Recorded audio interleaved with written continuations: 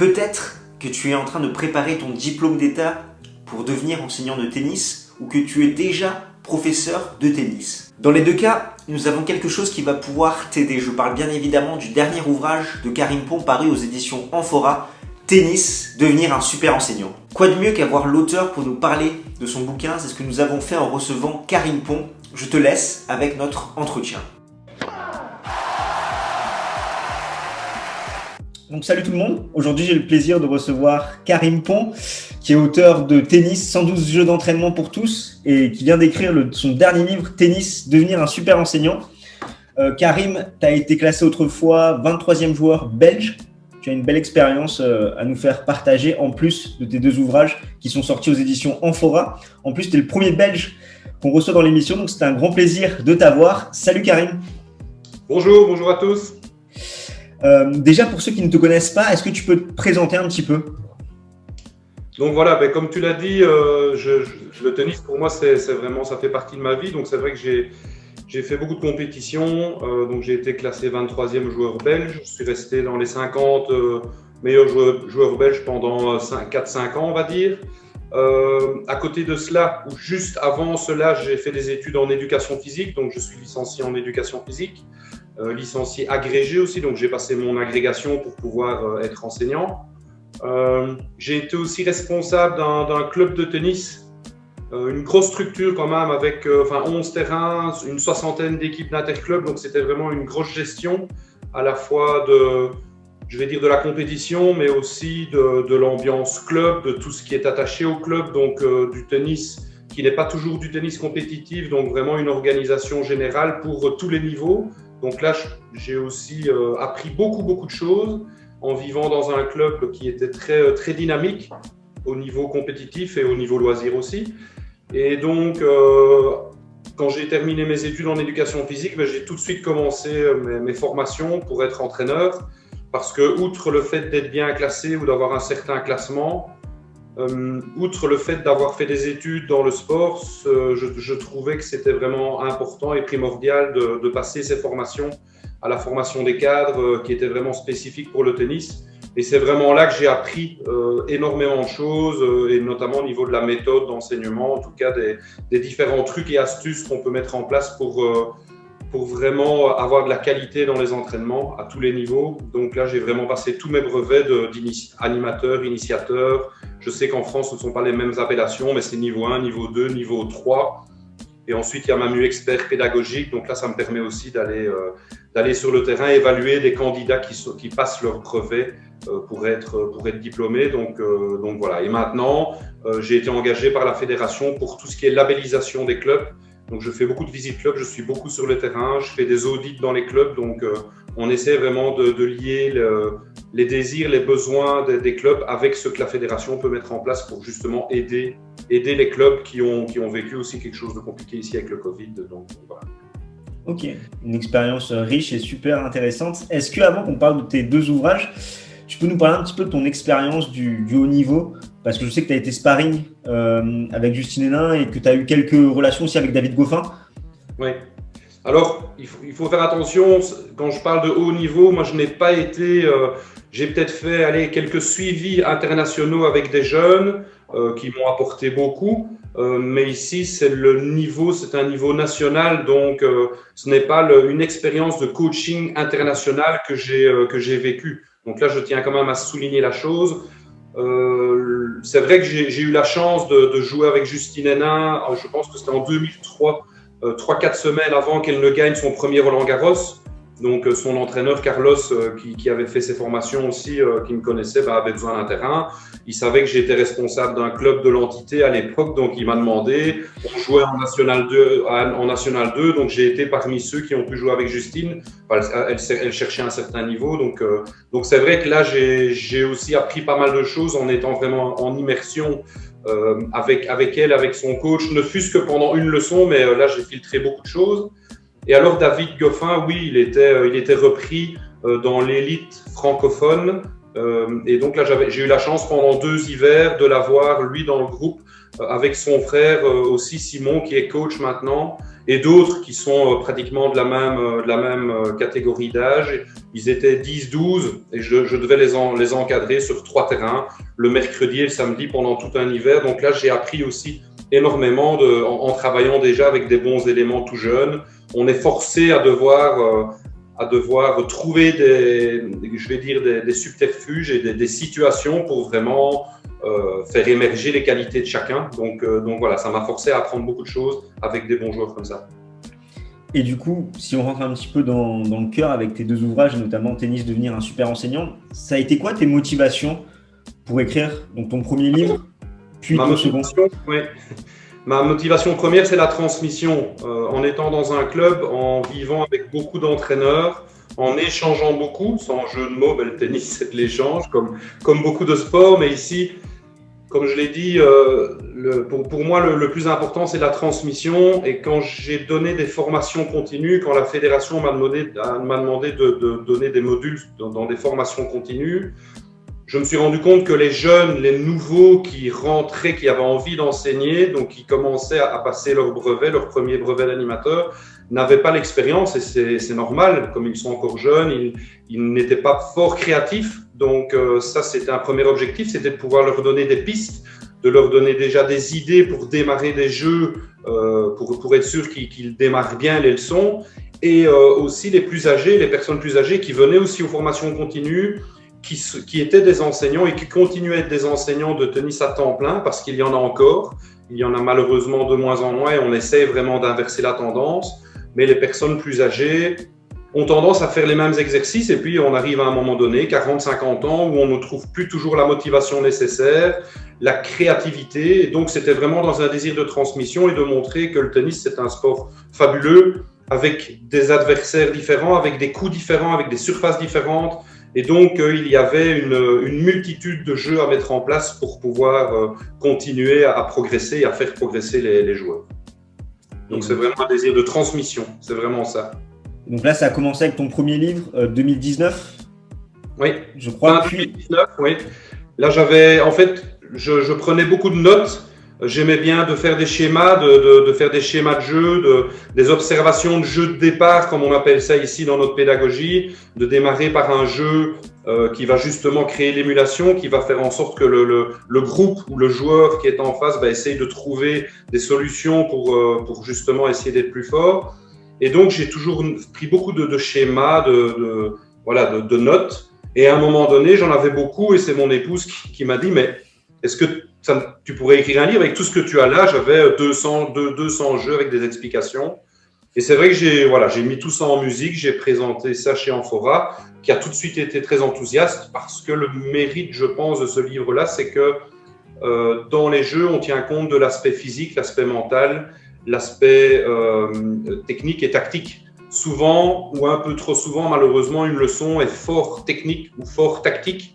Un livre est souvent fort technique ou fort tactique. Et là, ici, dans mon premier bouquin, j'insiste sur le fait que dans une leçon, on doit vraiment essayer de tenir compte de ces 4 facteurs, technique, tactique, physique et mental. Et que c'est important parce qu'il y a des joueurs qui sont très forts techniquement, mais une fois qu'ils se retrouvent en match, ils se demandent ce qui se passe, comment ça se fait que la veille, tout passait, mes coups passaient super bien et aujourd'hui en match, je fais plein de doubles fautes par exemple. Voilà, parce qu'on n'a pas mis peut-être assez l'accent sur le fait de jouer des points aussi à l'entraînement. C'est un exemple. Donc voilà, c'était ça le premier livre, l'objectif. Et du coup, après, c'est dans la même continuité que le dernier que tu viens de sortir, la Tennis, devenir un super enseignant. Oui, là je me suis repiqué beaucoup sur mon expérience quand j'ai fait mes études en éducation physique, où là on parlait beaucoup de méthodologie, on parlait beaucoup de savoir-faire, de savoir-être. On était beaucoup analysé dans mes études universitaires, on se filmait, on s'écoutait. Et là, je me suis vraiment rendu compte qu'on ne donnait pas toujours l'image qu'on avait de nous-mêmes, de ce qu'on pensait pouvoir donner. Et parfois, on disait des choses et le lendemain, on ne s'imaginait pas qu'on avait dit ça la veille. Donc, je pense que le langage, donc le langage verbal et le langage non verbal, ce sont des choses qui sont très importantes aussi. Et la mise en forme, le fond ne passe pas si la mise en forme n'est pas là. On a eu des très bons professeurs qui ont plein de connaissances et qui heureusement avaient la forme, et d'autres qui ont peut-être encore plus de connaissances, mais s'ils ne mettent pas la forme, ben là, le message ne peut pas passer. Donc, le deuxième bouquin, c'est vraiment insister sur le savoir-faire et le savoir-être qu'il faut essayer de développer au fur et à mesure, et que l'enseignement, c'est une remise en question non-stop, et qu'on ne peut pas dire qu'il y a une méthode, mais qu'il y a, voilà, il y a des chemins, il y a des chemins qui sont là qu'on ne peut pas négliger, et donc il faut s'adapter non-stop. Voilà. Oui, c'est ça qui est assez rigolo, entre guillemets, c'est que quand j'ai lu l'ouvrage, j'avais fait un parallèle un peu avec le développement personnel, où tu parles beaucoup, voilà, des différentes méthodes, de la communication, du savoir-être, du savoir-faire. Et c'est vrai que quand on lit des bouquins de développement personnel, c'est un petit peu les différents axes qu'on retrouve. Je ne sais pas si tu as eu cette volonté un petit peu d'axer l'ouvrage sur ça.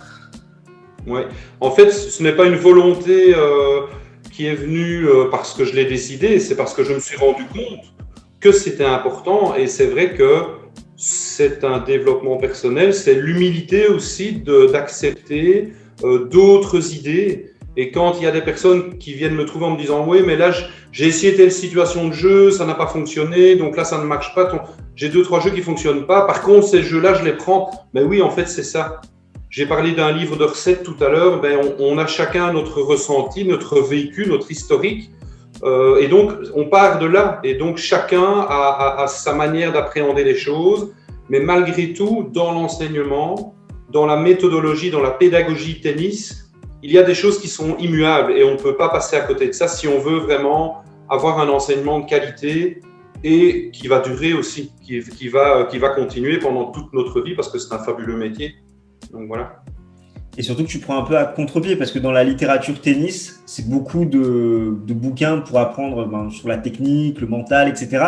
Mais c'est vrai qu'on se concentre très peu sur l'enseignant qui est la première pierre finalement qu'on va poser pour un joueur de tennis. C'est lui qui va lui donner les bases, qui va lui donner l'envie, le plaisir de jouer. Donc je trouve ça intéressant que tu aies pris un peu ce contre-pied parce qu'il me semble qu'il n'y a pas énormément de bouquins sur l'enseignement. Donc sur ça, voilà, je pense aussi que tu as eu cette volonté un peu de sortir du lot, non? Oui, ben, on en parlait beaucoup quand je donnais les formations. Moi, ça fait depuis plus de 20-25 ans maintenant que je suis dedans. Et c'est vrai que ça manquait d'idées, d'images, par exemple pour les enfants. Ben oui, un coup droit, un revers, on voit ce que c'est, mais qu'est-ce qu'on peut donner comme image pour vraiment arriver à un bon point d'impact ou avoir un bon placement? Les enfants fonctionnent très fort par l'image, donc ils vivent dans un monde imaginaire, surtout les tout petits. Donc plutôt que de parler de technique et d'hypothénar sur le chanfrein supérieur droit du manche ou des choses, des éléments compliqués, un élément technique compliqué, ben c'est important de lier encore une fois la forme et de pouvoir adapter notre langage.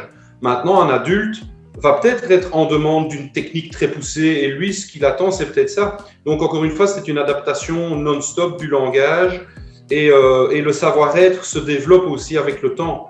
Les entraîneurs ne font plus des choses qu'ils faisaient il y a 10 ans, il y a 20 ans. Ils se rendent compte qu'il y a des choses qui ont évolué. Et donc, à chacun vraiment de faire son examen de conscience et de se dire, voilà, tout le monde mérite, tous les enfants qui sont en face de moi ou tous les adultes méritent quelque chose, méritent un contenu. Et donc voilà, que ce soit pour du tennis compétitif ou du tennis vraiment de tous les jours, même celui qui prend 1 heure par semaine pour moi, mais ça doit il doit ressortir en ayant appris quelque chose, s'amuser et apprendre aussi par le jeu. Donc voilà. Et du coup, pour rebondir sur ça, comment est-ce que tu définirais l'enseignant entre guillemets modèle pour l'apprentissage du tennis? Mais l'enseignant modèle, c'est vraiment celui qui parvient, c'est pour moi un expert. C'est une expertise en fait, c'est vraiment celui qui parvient à chaque heure, parce que pour moi être enseignant c'est ça, c'est pouvoir enchaîner les heures.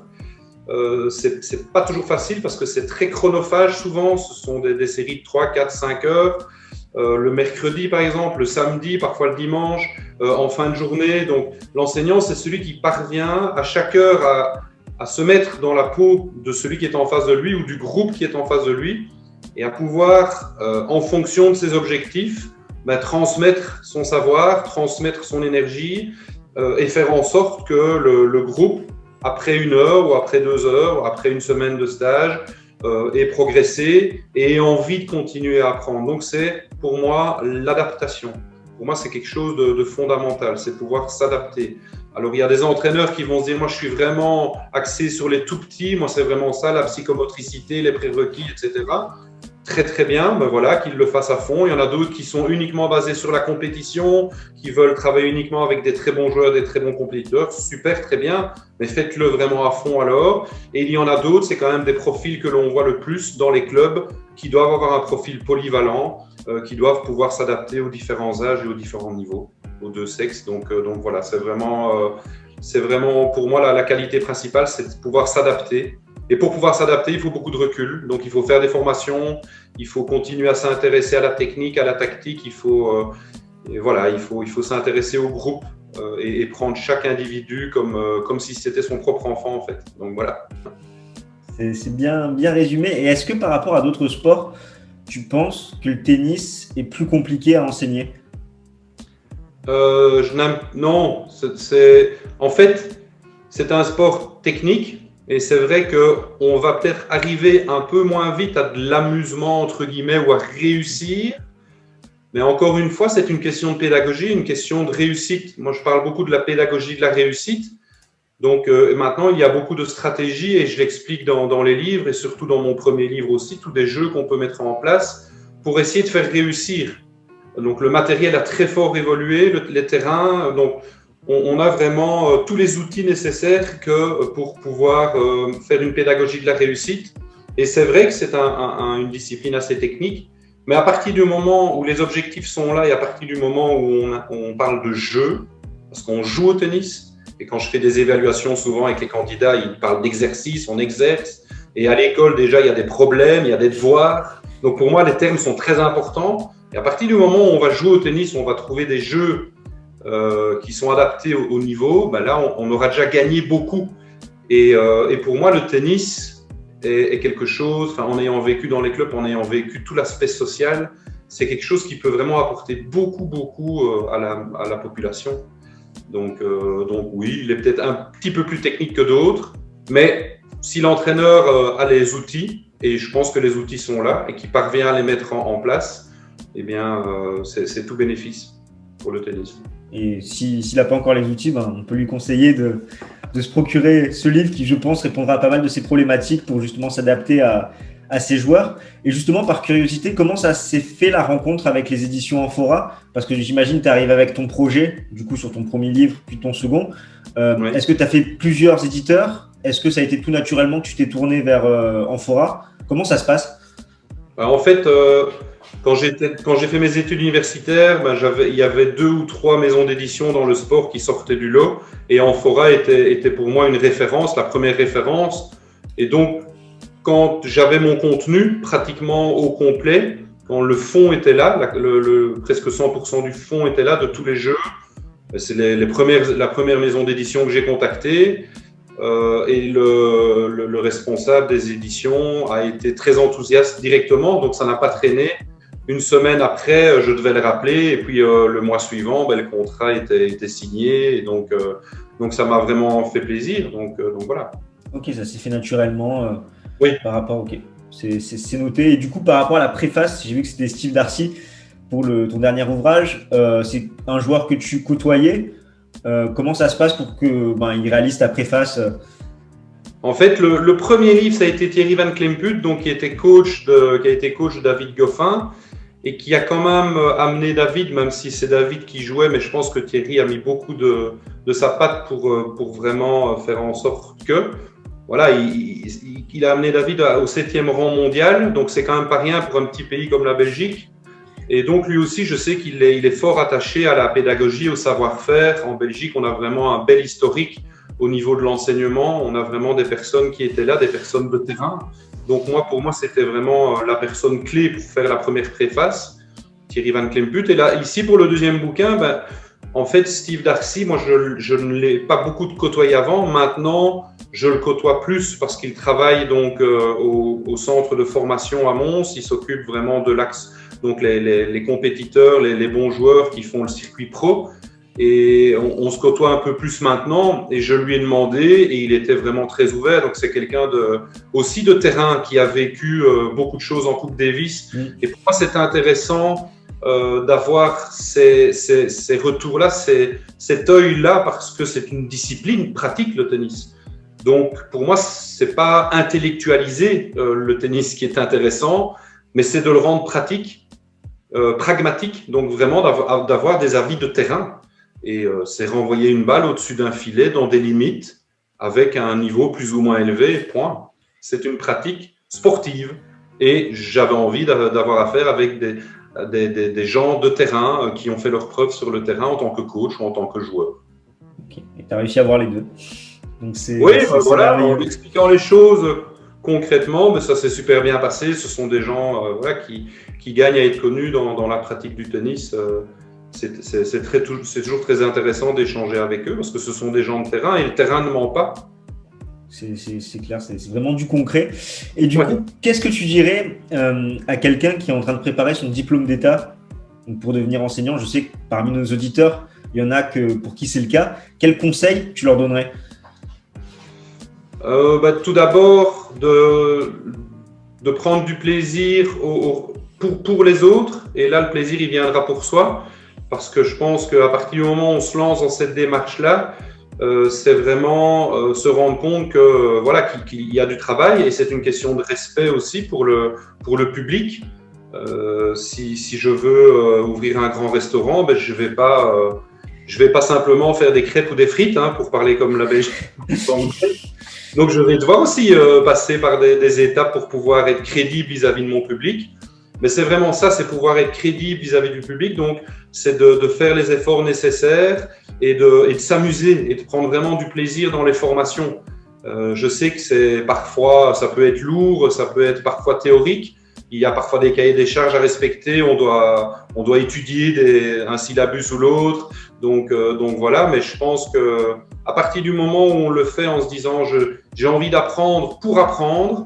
Bon, après, on a un retour direct et une fois qu'on a compris la méthode, eh bien, les heures qui sont passées où parfois on regardait sa montre en fin d'heure, où on regarde le temps qu'il reste, ben là, on ne le regarde plus parce qu'on trouve vraiment du plaisir. On a des objectifs pour chacun des groupes qu'on a et donc les heures s'enchaînent avec grand plaisir. Et là, on donne du sens.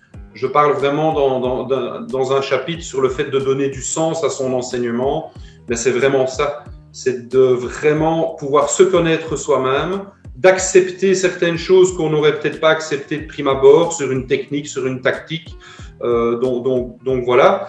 Et puis à partir de là, ben, c'est tout du bonus. Toutes les informations qu'on va prendre dans les formations, ben, ça ne peut être que positif pour progresser plus tard. Ouais, je pense que c'est le message principal à retenir, de prendre du plaisir.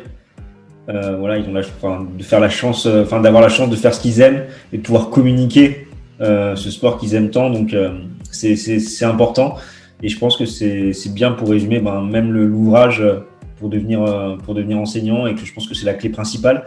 Petit mot pour la fin sur le tennis actuel par rapport, donc on a eu là cette année une année de fou, notamment avec Djokovic qui était à 2 doigts de faire le Grand Chelem, la Next Gen qui pointe le bout de son nez, également le futur du tennis belge. Qu'est-ce que tu peux nous dire sur tout ça? Ouais, moi, je suis ça vraiment, je ne vais pas dire de l'extérieur, mais je vois ça peut-être pas avec un grand regard de connaisseur sur le haut niveau. J'aime bien regarder des matchs, j'aime vraiment bien. Je trouve qu'il y a des profils des joueurs et le tennis est en évolution non-stop, donc il y a vraiment beaucoup de choses intéressantes. Au niveau du tennis belge, ben voilà, on travaille. Il y a du travail qui est là. Moi, je le vois au niveau de la fédération. En tout cas en fédération francophone dans le sud du pays, ben, il y a vraiment un gros travail qui est là. Je pense que le plus important, si on veut voir éclore de jeunes talents, ou en tout cas essayer de faire en sorte que des jeunes fassent du tennis leur métier à un haut niveau plus tard, eh bien, c'est de travailler très très fort au niveau des clubs, que les enseignants prennent les rênes et qui travaillent très très fort au niveau des clubs, et c'est là qu'on va élargir la base de la pyramide. Et après, ben voilà, s'il y en a un ou l'autre qui sort du lot, ben, la fédération peut prendre le relais. Je sais que la fédération est très proactive, qu'elle est très dynamique. Ce sont des gens de terrain qui sont là, qui suivent les jeunes, qui font des tournois à l'étranger. Donc, ça transpire beaucoup et ça transpire dans l'enthousiasme. Il y a parfois des bonnes générations, des générations moins fortes. Donc voilà, c'est très compliqué à dire. En tout cas, c'est du travail. Maintenant, par rapport peut-être qu'il y a 20-30 ans où un joueur doué pouvait peut-être encore s'en sortir avec certains tournois, gagner des points. Maintenant, il faut travailler. Même si on est doué, ça ne suffit pas. Il faut voyager, il faut faire des tournois, il faut prendre de l'expérience. Et c'est du tennis beaucoup plus physique qu'avant, donc il y a beaucoup de choses qu'il faut tenir compte de tout ça. Donc c'est du travail. Il faut travailler. Est-ce qu'il y a des joueurs à surveiller au niveau tennis belge? Je pense notamment c'était Zizou Bergs qui avait fait parler de lui l'an dernier. Enfin, il y a 2 ans, je sais plus. Est-ce que tu vois des joueurs à surveiller dans le tennis belge? Ouais, il y a quelques joueurs à surveiller, mais je vais pas dire de nom. Ils sont là, ils se reconnaîtront peut-être. Moi, je n'aime pas trop. J'aime bien le jeu, mais je n'aime pas les jeux de paris. Donc, et je ne vais pas dire que c'est un pari de hasard, mais il y a tellement de facteurs qui rentrent en jeu pour arriver au statut de champion, les gens ne se rendent pas compte. Une Justine Hénin, c'est fabuleux. Enfin, moi, j'ai un respect énorme. Un David Goffin, il faut qu'on se rende compte de ce que ça implique comme travail. C'est vraiment un mode de vie qui est choisi très tôt. Et donc, on se coupe de beaucoup de choses. Donc, c'est vraiment faire beaucoup de concessions sans avoir de certitude pour l'avenir. Et donc voilà, il y a le fait qu'on peut se blesser, il faut un peu d'entourage, il faut de la chance dans les tirages, il faut que tout s'aligne bien à certains moments pour qu'on arrive à un statut de champion et surtout d'y rester. C'est ça qui est compliqué. C'est ça. Donc de rester pendant quelques années dans le top 50 ou dans le top 100 pour vraiment se dire, ben voilà, je peux vivre du tennis et j'ai une carrière. C'est fabuleux ce que la Belgique a déjà mis en place, le petit pays qu'on est. Une petite région, on va dire, de France. Si on prend le géographique, c'est vraiment pas grand-chose. Mais quand on voit les champions d'exception qu'il y a eu, les résultats en Coupe Davis, 2 finales, c'est fabuleux. Mais à côté de ça, ben voilà, maintenant, il faut se rendre compte qu'on ne doit pas être gourmand et qu'on doit être conscient de la chose et qu'on doit continuer à travailler. C'est surtout ça, que ce soit en Belgique, en France, dans tous les pays. Partout. Je pense que le savoir-faire, il est là, le savoir enseigner. La Belgique, je pense qu'au niveau technique, tactique, est très pointu. Et au niveau de la pédagogie, on a beaucoup de connaissances. Maintenant, voilà, il y a le facteur, peut-être le facteur chance, le facteur entourage et le travail qui doit être fait. Mais surtout dans les clubs pour vraiment avoir le plus de chances de trouver des pépites. Très bien, je pense que ça termine parfaitement notre entretien avec cette prudence qui est, je pense, très bonne à souligner. Et tu parlais de plaisir tout à l'heure et j'ai pris énormément de plaisir à échanger avec toi, Karim.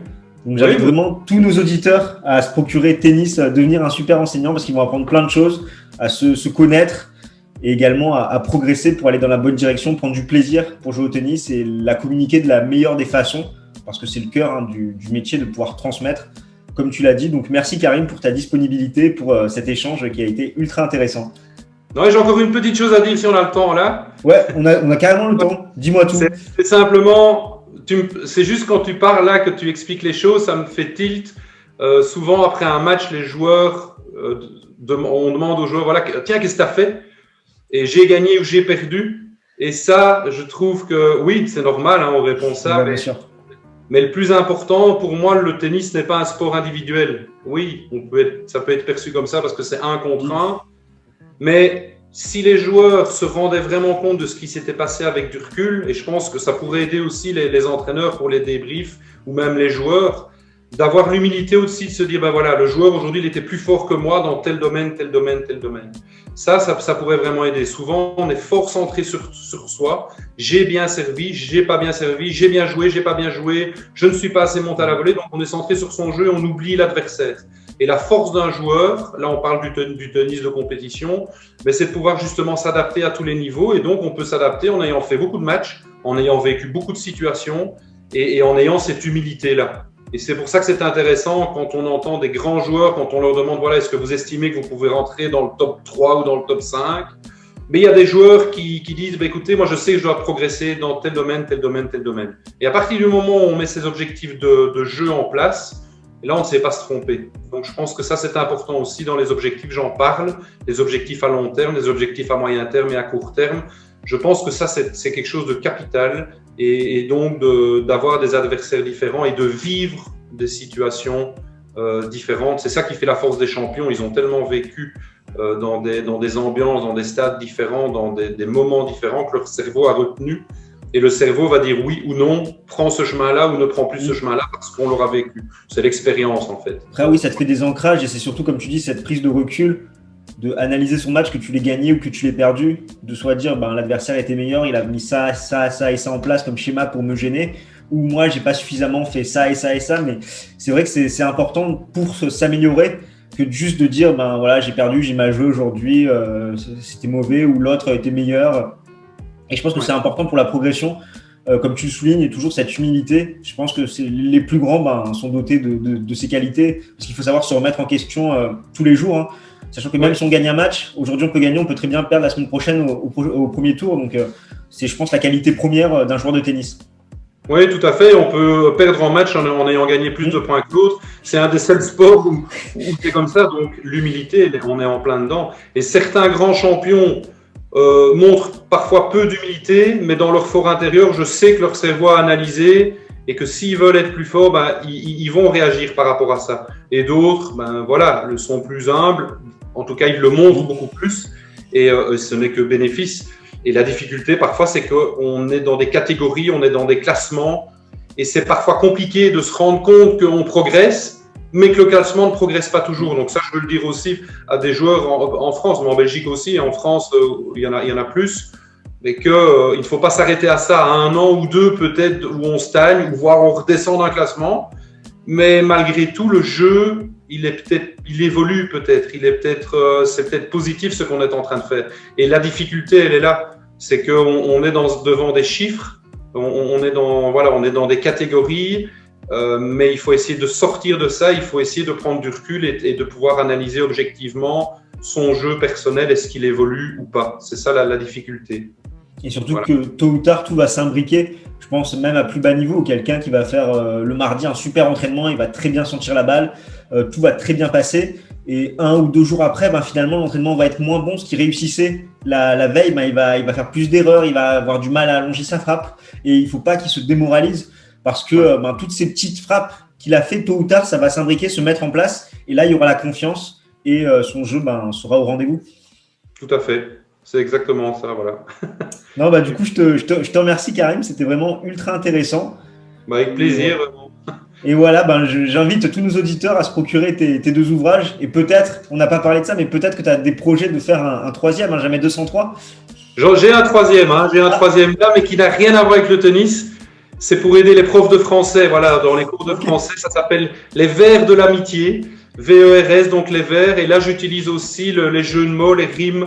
Donc pour faire passer des messages pour les cours, d'utiliser des textes assez courts, très ludiques, et pour faire passer des messages sur ce qui se passe dans la vie en général. Donc là, il a été publié l'année passée. Ok. Mais rien à voir avec le tennis. Ouais, c'est ça. Je me disais rien à voir. Mais d'esprit, on va dire. De ce que je comprends, t'aimes bien faire passer des choses de façon ludique avec les jeux pour garder le plaisir et que derrière, la personne elle prenne conscience de certaines choses et puisse progresser et s'améliorer, que ce soit dans le français ou dans le tennis. J'ai des enfants et je dois dire qu'on utilise beaucoup de jeux, on a beaucoup de jeux de société, ça se perd très fort. Oui. On est dans une société quand même de plus en plus individualiste. Maintenant, je ne vais pas faire rentrer dans le débat, mais je trouve qu'utiliser le jeu pour progresser, c'est une arme très très intéressante. Et donc, les enseignants qui prennent ce pli-là, ils vont avoir des retours d'office. Et surtout dans mon premier livre, là, avec tous les jeux, quand on doit organiser des grands groupes, des stages, etc., je pars de plein de jeux de société très connus, des jeux traditionnels, et ça fonctionne du tonnerre. Je suis resté pendant 1 semaine de stage avec un seul jeu, non-stop. Je l'explique dans mon 2e livre, juste après la préface, que voilà, à partir du moment où on dit qu'on joue au tennis, hein, oui. On joue au tennis, donc c'est un jeu. Je suis tout d'accord. Alors, allez jouer tous au tennis. Voilà. Progresser, prenez du plaisir. Je pense que c'est le message le plus important de la vidéo et les efforts. Tous ces efforts vont finir par payer et votre progression sera en flèche. Hein. C'est tout ce qu'on peut vous souhaiter.